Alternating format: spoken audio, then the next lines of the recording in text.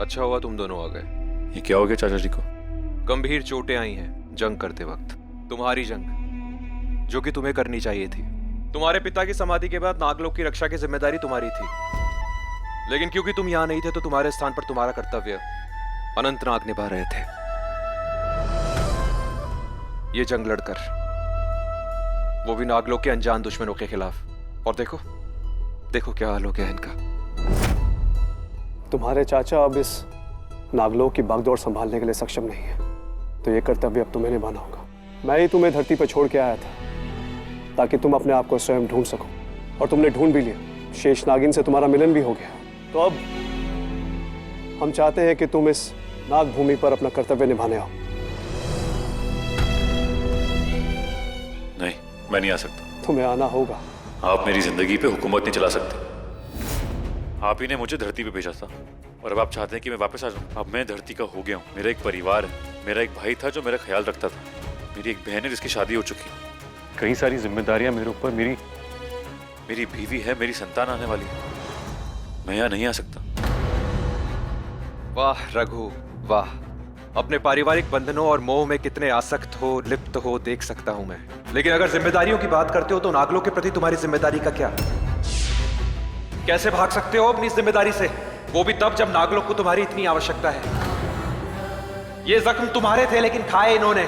जब तक लड़ सकते थे ये लड़े, क्योंकि ये पूरे नागलोक को अपना परिवार, अपनी जिम्मेदारी मानते हैं। और तुम कहते हो कि सिर्फ तुम्हारी बीवी और बच्चा ही तुम्हारी जिम्मेदारी है। पर ये सब हुआ कैसे? ये अनजान दुश्मन था कौन? वो अनजान दुश्मन कौन था ये तो नहीं पता, लेकिन इतना पता है कि इन पर हमला हुआ, इनकी हत्या करने का प्रयास किया गया। इस नागलोक का कोई राजा नहीं है। इस नागलोक को हत्याने के लिए ये सब किया गया। तो चाचा जी से कहिए कि राजपद त्याग दें। तुम समझते क्यों नहीं हो? हम 8 नागराज, तक्षक, वासुकी, महापद, पद, कुलिक, कारकोटक, शंख और मैंने शेषनाग को नागलोक का उत्तराधिकारी को चुना था। अब वो नहीं तो उनका वंशज, यानी कि तुम्हें यह कर्तव्य निभाना होगा। मैं कोई राजा नहीं हूँ। मैं एक साधारण सा जेवर चलाने वाला साधारण सा मालिक हूँ जो धरती पे अपनी दुकान चलाता है और चलाता रहेगा। मैं कल धरती पे वापस लौट जाऊंगा और आप जो कह रहे हैं वो मैं नहीं कर पाऊंगा। यदि ये नहीं चाहता तो इस पे दबाव मत डालिए। नागलोक मैं संभाल लूंगी। स्वर्णा बस, इस विषय में हम चर्चा कर चुके हैं, तो अब और नहीं। और हम जानते हैं कि आप बहुत अच्छी योद्धा हैं, लेकिन इस नागलोक के राजपाट को योद्धा की नहीं, एक राजा की आवश्यकता है। बिल्कुल, राजपाट संभालने के लिए इससे बेहतर और कौन ही मिलेगा, जिसे यहाँ के बारे में कुछ नहीं पता, हमारे बारे में नहीं पता, और ये भी नहीं पता कि चाहता क्या है। स्वर्णा,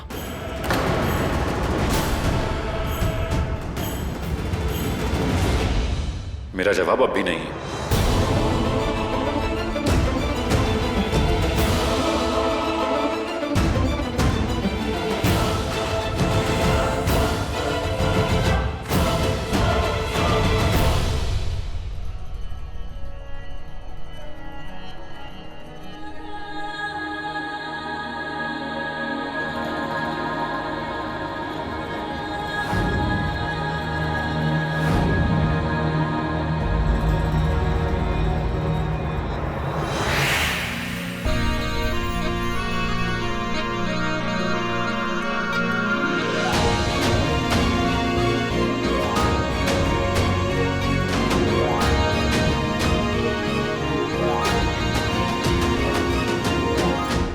जब मन परेशान हो ना तो कुछ खा लेना चाहिए।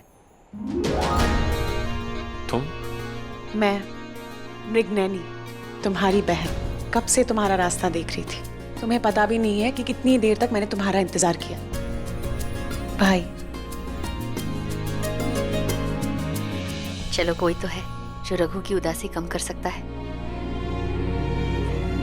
बिना मिले ही चली जाएंगी भाभी?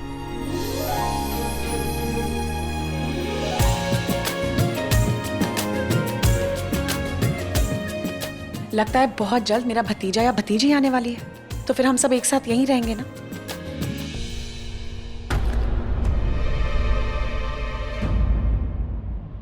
भाई को क्या हो गया? वो थोड़ा थक गए हैं, उन्हें आराम की जरूरत है। मैं आती हूँ।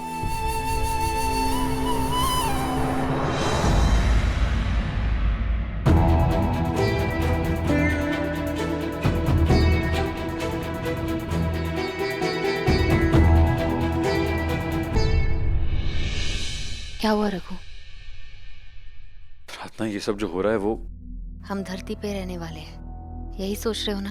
हाँ, चाचा जी मेरे बदले लड़ने गए और इतने जख्म खा के आए। बाबा ने समाधि ली जिनसे आज तक मैं मिला भी नहीं हूँ, और मुझे अकेले छोड़ के उन्होंने समाधि क्यों ली? क्योंकि वो चाहते थे कि तुम अपनी किस्मत को खुद ढूंढो। प्रार्थना, ये मेरी किस्मत नहीं है। मुझे यहाँ नहीं रहना है, लेकिन क्या? मुझे ऐसा लगता है कि... क्या लगता है? कि मुझे यहाँ नहीं रहना है, कि मुझे ये लोग कहीं से कहीं तक अपने नहीं लगते। बाबा ने समाधि ली और एक बार मेरे बारे में सोचा तक नहीं, बल्कि आज से पहले मुझे ये भी नहीं पता था कि मेरे बाबा कौन है, और ये कालिया नाग मुझे नदी में छोड़ा है, और अचानक इतने साल बाद आके ये कहता है कि मैं इसे छोड़ के यहाँ जाऊं। मैं ऐसा कैसे कर सकता हूँ प्रार्थना? मैं नहीं आ सकता। और अगर मैं यहाँ के लिए बना हूँ, और अगर मैं इनका शेषनाग हूं, तो उन्हें कई साल पहले बता देना चाहिए था कि मैं कौन हूँ। कोई तो होगा जो मेरी परवाह करेगा।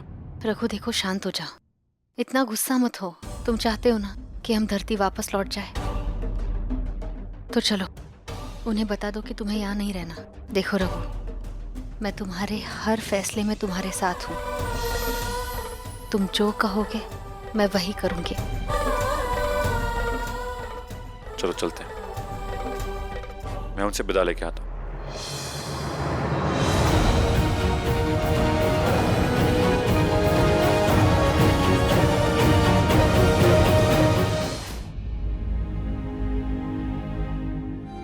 मिले उनसे, बताया उन्हें, क्या कहा उन्होंने?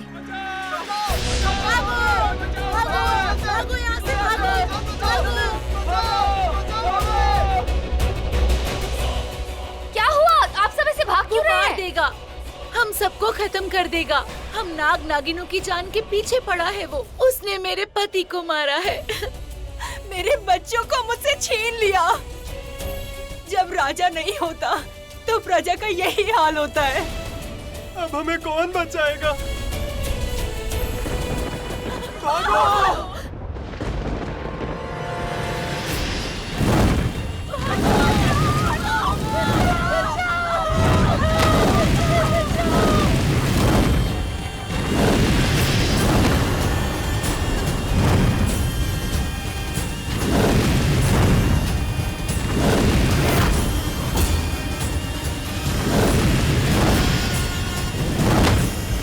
रघु, हमें इसके आतंक को रोकना होगा।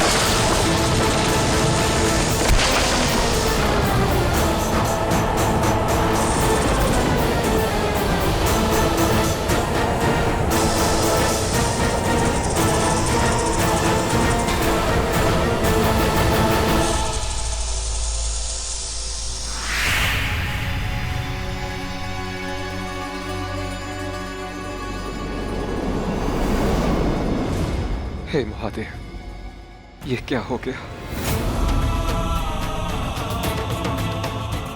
कौन था वो? नागिन नागिन? वो जो भी था रघु, जिस तरह से वो नागलोक के लोगों पर वार कर रहा था, साफ साफ दिख रहा था कि वो पूरे नागवंश का विनाश करना चाहता है।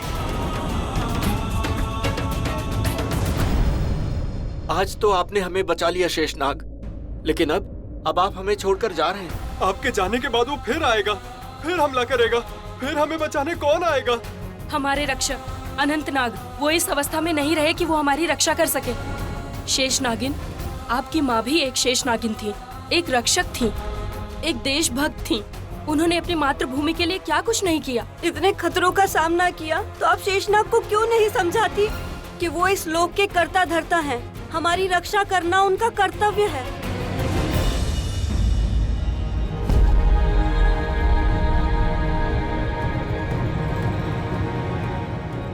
अब मैं अपना कर्तव्य निभाऊंगा। मैं नागलोक में रहूंगा।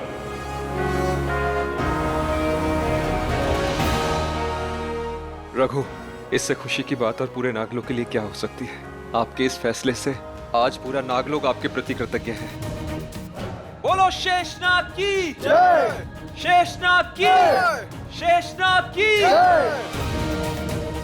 हर हर महादेव! जय भोलेनाथ।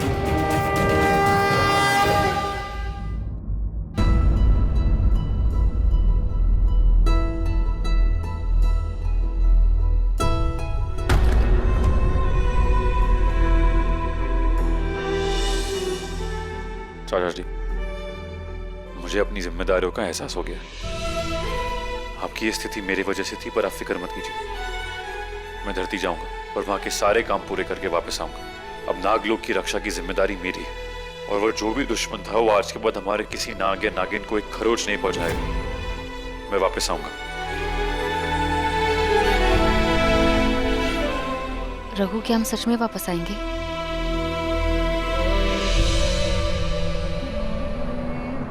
हाँ प्रार्थना, अब नागलोक की सारी जिम्मेदारियां हमारी हैं। धरती छोड़ने का वक्त आ गया है।